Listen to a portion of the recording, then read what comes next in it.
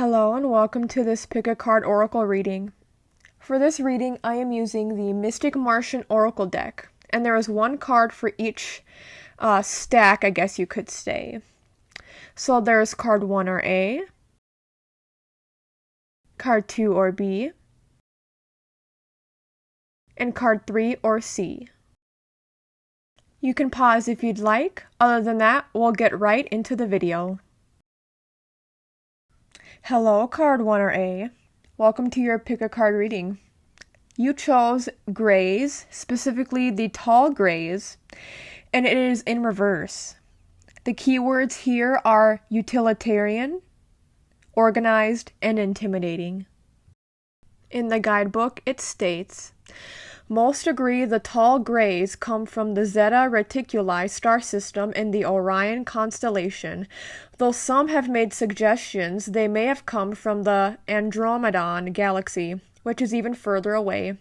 Others even speculate that they could be a future evolution of the human race returning here, or an alien race from the future that has traveled back in time. They are somewhat similar in appearance to the short gray, only much taller, and some have a slightly more noticeable nose. The tall grays are lanky with elongated, spindly or spindly limbs and an ectomorphic body. They can stand anywhere from 6 to 8 feet in height. Like the short grays, some have 4 fingers on each hand, others have 3. They are not overly strong and have awkward bodily movements. Like their cousins, they too have no reproductive organs. The tall grays have also been associated with the abduction phenomena and are usually described as hostile, bitter, and cold. They also largely work under alpha draconian dominance and mind control. Many are now clones. Some blamed the tall grays for the unexplained cattle mutilation phenomena. Some tall grays are positioned in scientific MILAB genetic laboratories and secret military negotiation departments. They are telepathic, psychic, and have an intimidating presence.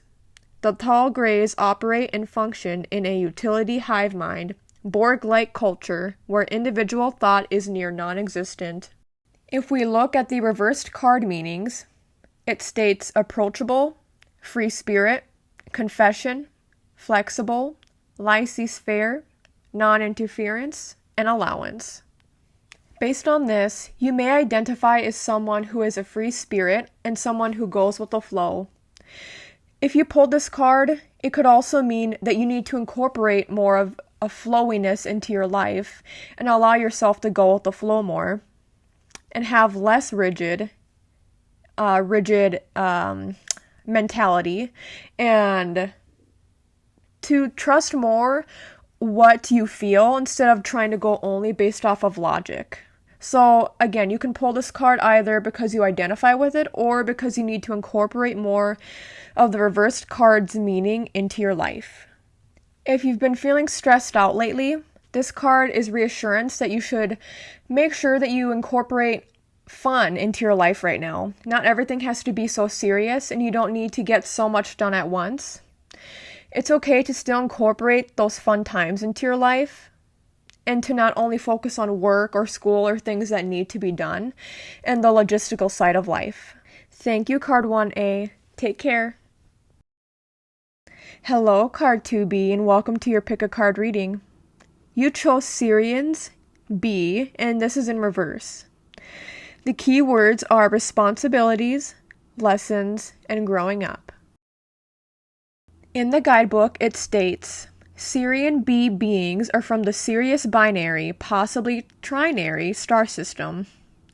Sirius B is the white dwarf companion star that was once larger than Sirius A, where Sirian B beings reside. The shamanic Dogon tribe of West Africa revere their ancient teachings on their deity Nomo, or Namo, who was a Syrian B star being that was said to arrive in a massive flying boat, then instructed them in complex astronomy and ancient history. Dogon artifacts dating back 400 years have accurate orbits of the stars before astronomers had telescopes. Namo informed the Dogon shamans that humanity's descent of consciousness was due to materialism and greed.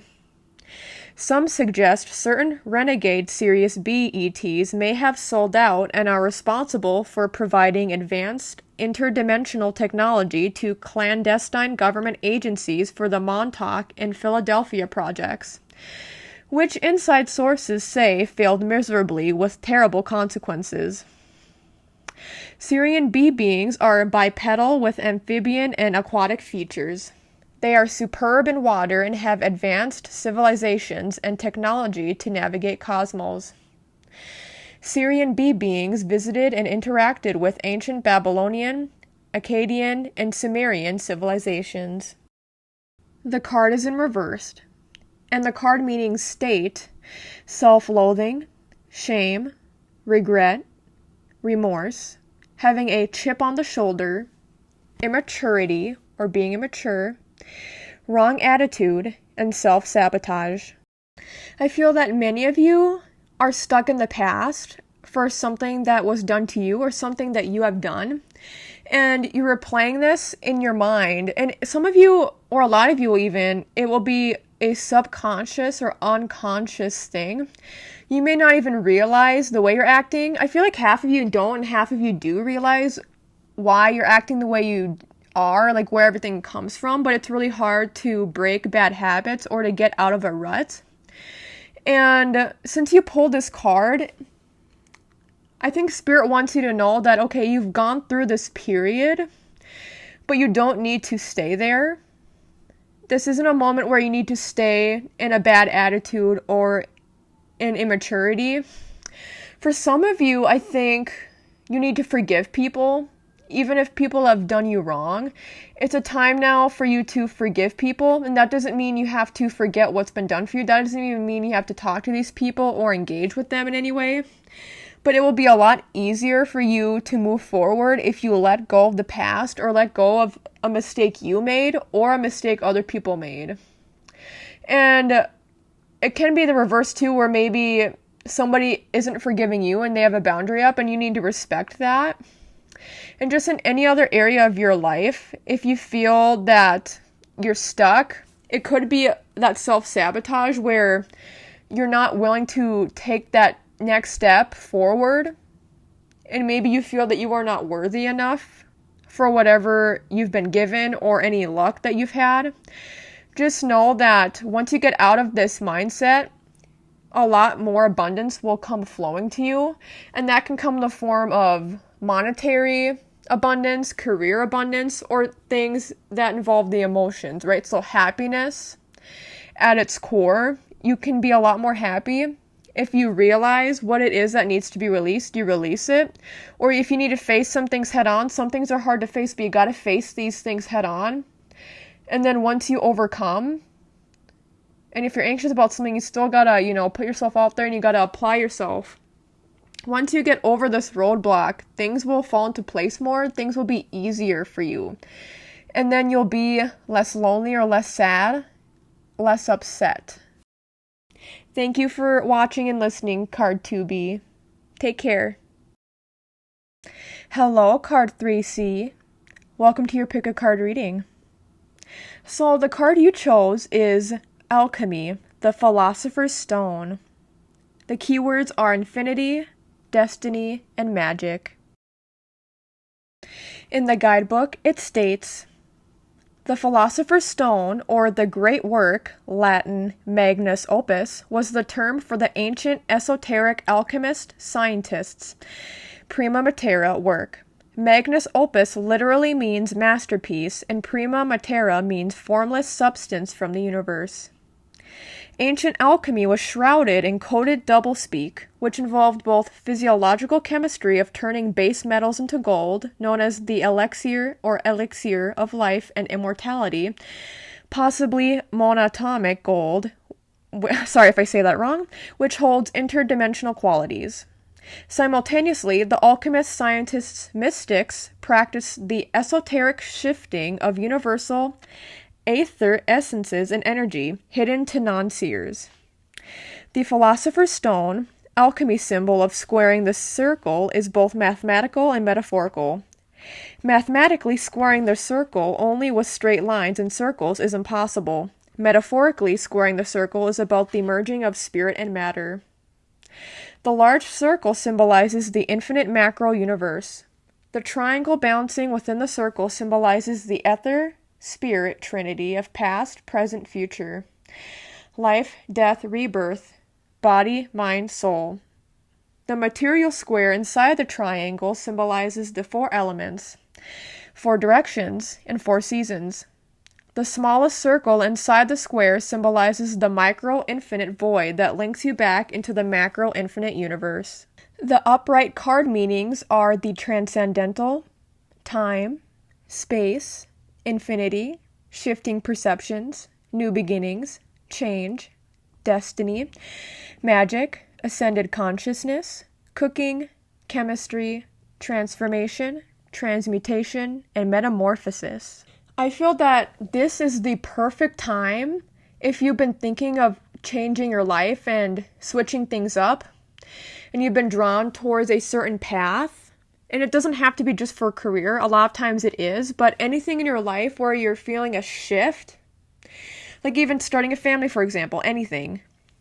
This is the perfect time to start. And even if it's not completely starting the actual journey itself, it's a perfect time to prepare and plan.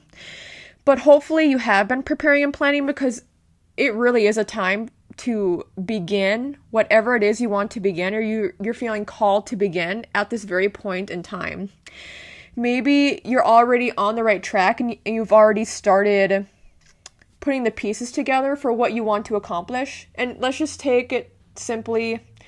For example, a job. Let's say that, you graduated college some years ago, you're in your job, but let's say maybe things have been pretty steady, or maybe on the slow up and up.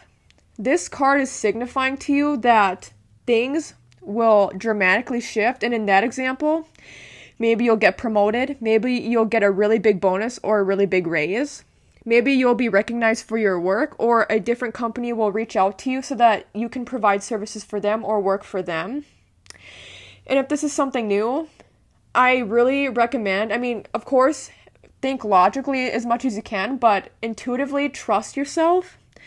And even if it seems crazy, this new venture you want to go down, really do it. And a main thing you have to do is to manifest. With alchemy, manifestation is right along there with it. Especially if you see the symbolism of the card, it has an eye. And so really, and more specifically, I associate with the third eye. So trusting your intuition, and especially when you're manifesting, visualize as much as you can. Before bed, when you wake up, have like a vision board, a poster, have a whiteboard and write on it. All around you, like put notes in your phone. If you really want to manifest this, a big part of it is visualizing the words and visualizing imagery. Whatever it is you want to do at this point in time, you can do it, and you can accomplish it if you put in the work and if you truly properly manifest. And for some people, manifestation looks different. Some people like to detach more so. Some people like to do a lot throughout the day, whatever feels more correct for you. But just know that it should be something that comes along easily, so you don't even have to manifest. I like manifest, visualize, but with you pulling this card, I think putting in the work will show that things will fall into place very easily. And if you're nervous about any changes that have to be made in your life, just know that you will feel empowered on the other side of things, and that spirit is right there along with you, alongside you. Thank you so much, Card 3C. Take care. Thank you so much for watching and listening to this video. If you liked the content, make sure you subscribe, like the video, and comment down below, as it really helps my channel out a lot. You can follow me on my socials listed here on the screen, and you can also check out my website, brittneysholistichealing.com, which is also listed below. Through my website, I offer Reiki, astrology, tarot, and other services. Thank you, and blessed be.